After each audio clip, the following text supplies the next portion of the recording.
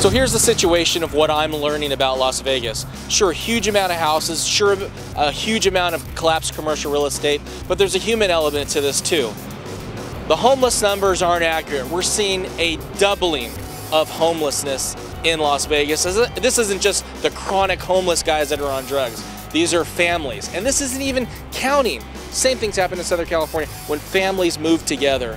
Foreclosed homes equal homelessness. It's all a stage, and the cities and the government agencies are just relying upon the old model that sure, these people will find jobs and they'll get back into the economy. No, no, no. If you're part of the system, sure, you get a lot of the benefits, but if you're new to social services, if you're new to food stamps, if you're new to government housing, you're not gonna get these types of services right away. In fact, they'll make you wait a year or 2 years or 3 years. So if you lose your job and you can't find another one, you are gonna hit the streets. You are going to be homeless.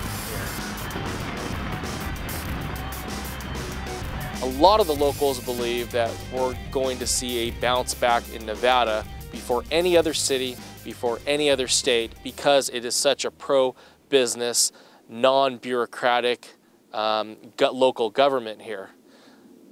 Now the situation you have to throw into that, the monkey wrench in that situation, is we all know we're going through a global economic collapse, especially centered here around the dollar in the United States.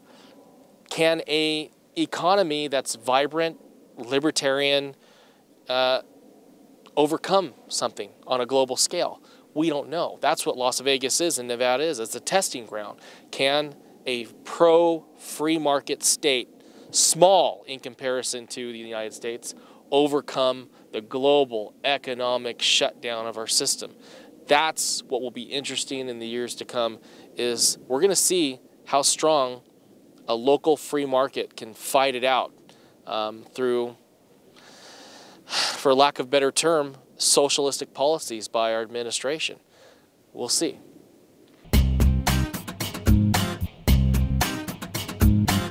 Downtown Las Vegas. This is the other side of Las Vegas. It's not the Strip, the big corporate casinos. This is the older part of Vegas. This is the part of Vegas that the mayor wanted to leave as his legacy. A lot of focused development in this area. As you can see here, look at the size of this condo project. Does this really fit into the landscape of downtown? Well, they hoped it did, but if you look at the bottom, for lease, for lease, for lease. Not a single business is leased out in this condo project.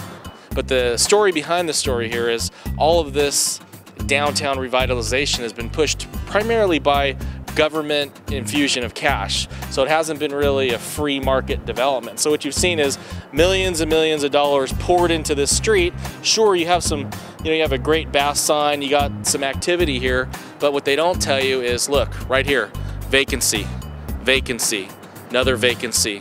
All the money in the world spent by bureaucrats isn't going to revitalize an area. Sure, you spent a bunch of money and were able to create a nice facade, but there's no way the government is going to be able to create free market enterprise. That has to happen on its own.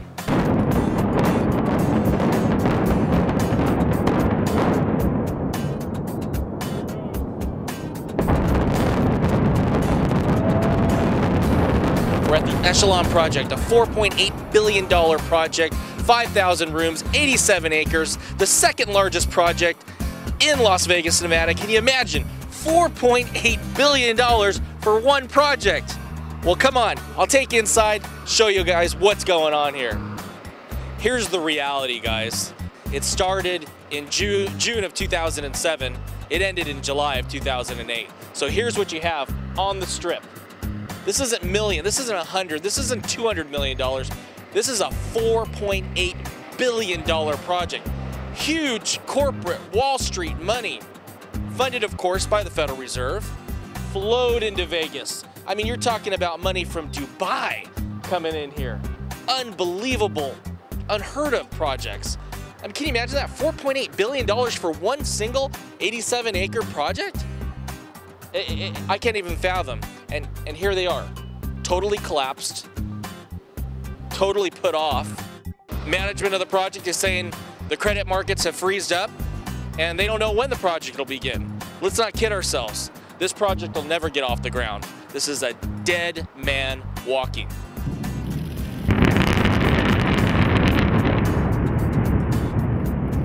What I have behind me is the ugliest monstrosity you could probably imagine.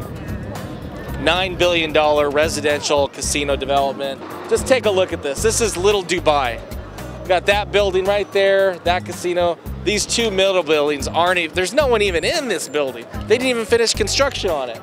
And then behind that, all those three glass buildings, all upscale, supposedly upscale residential. Just sick, it's just sick.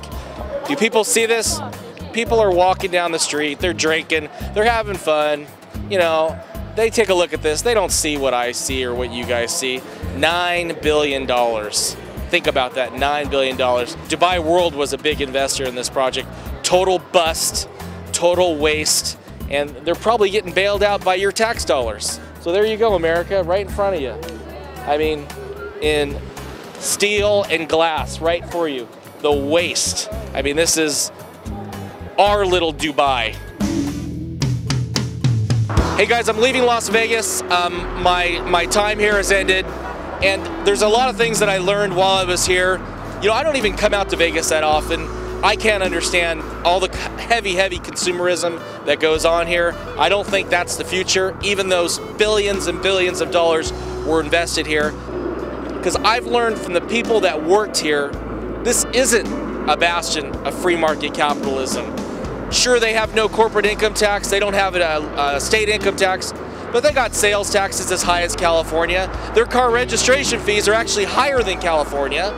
And the people that live here, that have worked here over a long period of time, have seen the corporatization of the casinos. Sure, the mafia used to run them in the past, but at least the people working for the casinos had a chance. They had a chance to make something of themselves, to make a decent living. What has happened with America? We've socialized even Vegas in the sense that everything has been centralized in Wall Street. All the corporations that have had access to the financing, the securitization, have been able to come in here, buy the mafia guys out, and now what is the process? They're spending billions of dollars in Vegas, and now they're squeezing the small guy. They're paying them less, they're working them harder, and what has been the end-all be-all situation in Vegas? Vegas doesn't have an identity anymore. You come here, the service is bad, the prices for drinks are too high. I really think Vegas is in deep trouble, guys. This place, a place like this, with the Indian gaming competing, they need to find their freaking identity. And the fact that the government bailouts all these banks, and the banks have access to all the capital, has just exacerbated the problem that the casinos aren't meeting the needs of the customers. And I think places like this are just gonna die off even further until they find themselves, until they find a way to truly serve the customer and increase entrepreneurial activity on the ground in Las Vegas. This is George for Tidal, Inflation.us. I'd like to thank the guys here. They're really going on a limb. They work for the mainstream media. They helped me produce this. Peace out, take care.